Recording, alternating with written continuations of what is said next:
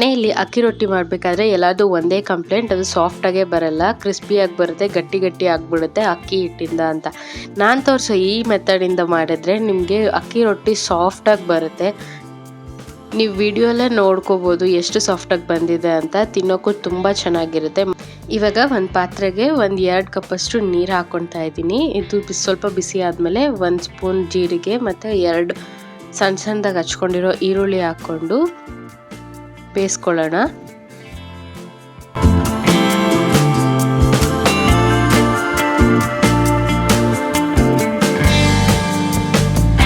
ಇವಾಗ ನೀರು ಸ್ವಲ್ಪ ಕುದೀತಾ ಇರಬೇಕಾದ್ರೆ ನಾನು ಸಬ್ಬಕ್ಕಿ ಸೊಪ್ಪು 1 ಕಪ್ ಹಾಕ್ಕೊಳ್ತಾ ಇದ್ದೀನಿ. ನೀವು ಕೊತ್ತಂಬರಿ ಸೊಪ್ಪು ಹಾಕೋಬೋದು. ಇದು ತುಂಬ ಟೇಸ್ಟ್ ಕೊಡುತ್ತೆ ಮತ್ತು ಹೆಲ್ತಿಗೂ ತುಂಬ ಬೆನಿಫಿಟ್ಸ್ ಇರುತ್ತೆ. ರುಚಿಗೆ ತಕ್ಕಷ್ಟು ಉಪ್ಪು ಹಾಕ್ಕೊಳ್ತಾ ಇದ್ದೀನಿ.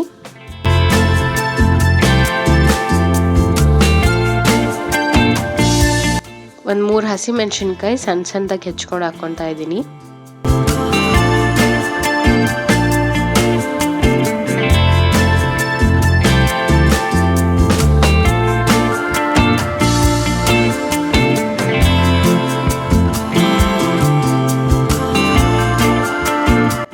ಇವಾಗ ಇದೆಲ್ಲ ಬೆಂದು ಒಂದು ಕುದಿ ಬರ್ತಿರ್ಬೇಕಾದ್ರೆ ಸ್ವಲ್ಪನೇ ಅಕ್ಕಿ ಹಿಟ್ಟು ಹಾಕ್ಕೊಂಡು ಕಲಿಸ್ಕೊಳ್ಳೋಣ. ಒಂದೇ ಸರಿ ಜಾಸ್ತಿ ಹಾಕ್ಕೊಬೇಡಿ, ಅದು ಗಂಟು ಕಟ್ಕೊಂಡ್ಬಿಡುತ್ತೆ. ಸೇಮ್ ನಾವು ಮುದ್ದೆ ಹೆಂಗೆ ಮಾಡ್ಕೊತೀವಿ ರಾಗಿ ಹಿಟ್ಟಿಂದ, ಅದೇ ಥರನೇ ಅಕ್ಕಿ ಹಿಟ್ಟನ್ನ ಸ್ವಲ್ಪನೇ ಹಾಕ್ಕೊಂಡು ಕಲಿಸ್ಕೊಳ್ಬೇಕು. ಅದು ಮುದ್ದೆ ಹಿಟ್ಟು ರೀತಿ ಆ ಕನ್ಸಿಸ್ಟೆನ್ಸಿಗೆ ಬರಬೇಕು.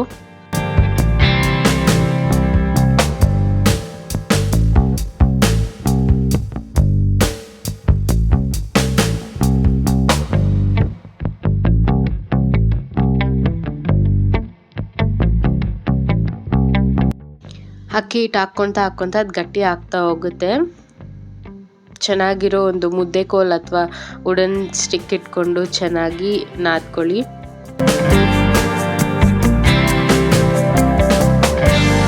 ನೋಡಿದ್ರಲ್ಲ, ನೋಡಿ ಈ ಥರ ಉಂಡೆ ಕಟ್ಟೋ ಹದಕ್ಕೆ ಬರಬೇಕು.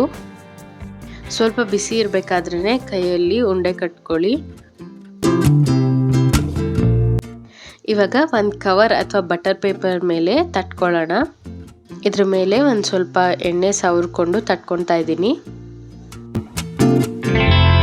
ನೀವು ಹಾಗೆ ಕೈಯಲ್ಲೂ ತಟ್ಕೊಬೋದು, ಇಲ್ಲಾಂದರೆ ಅದ್ರ ಮೇಲೆ ಒಂದು ಕವರ್ ಅಥವಾ ಬಟರ್ ಪೇಪರ್ ಹಾಕ್ಕೊಂಡು ನಾವು ಒಬ್ಬಟ್ಟು ಮಾಡ್ಕೊತೀವಲ್ವ ಅದೇ ಥರ ಇದು ಮಾಡಿಕೊಂಡ್ರೆ ಕೈಗೆ ಅಂಟಲ್ಲ ಮತ್ತು ಶೇಪು ಚೆನ್ನಾಗಿ ಬರುತ್ತೆ.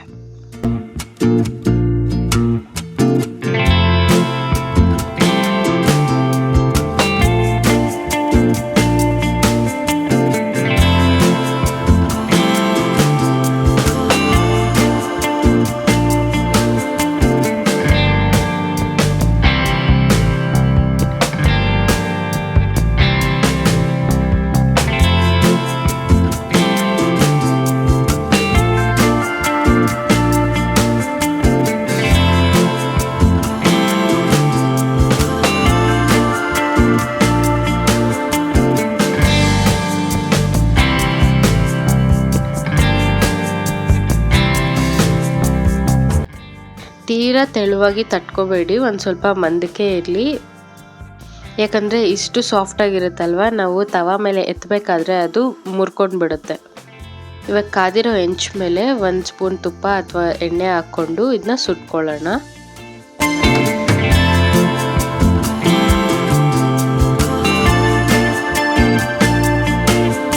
ಇದನ್ನ ಮೀಡಿಯಮ್ ಫ್ಲೇಮಲ್ಲೇ ಒಂದು 2-3 ನಿಮಿಷ ಕದಲಿಸ್ಬೇಡಿ. ಅದೇ ಬೆಂದ ಮೇಲೆ ಈಸಿಯಾಗಿ ತಿರ್ವಾಕೊಬೋದು, ಇಲ್ಲಾಂದರೆ ಮಧ್ಯದಲ್ಲಿ ಮುರ್ಕೊಂಡು ಬಿಡುತ್ತೆ ಬೇಗ ಎತ್ತಕ್ಕೋದ್ರೆ. ಇನ್ನೊಂದು ಸೈಡೂ ಎಣ್ಣೆ ಅಥವಾ ತುಪ್ಪ ಸವರ್ಸ್ಕೊತಾ ಇದ್ದೀನಿ.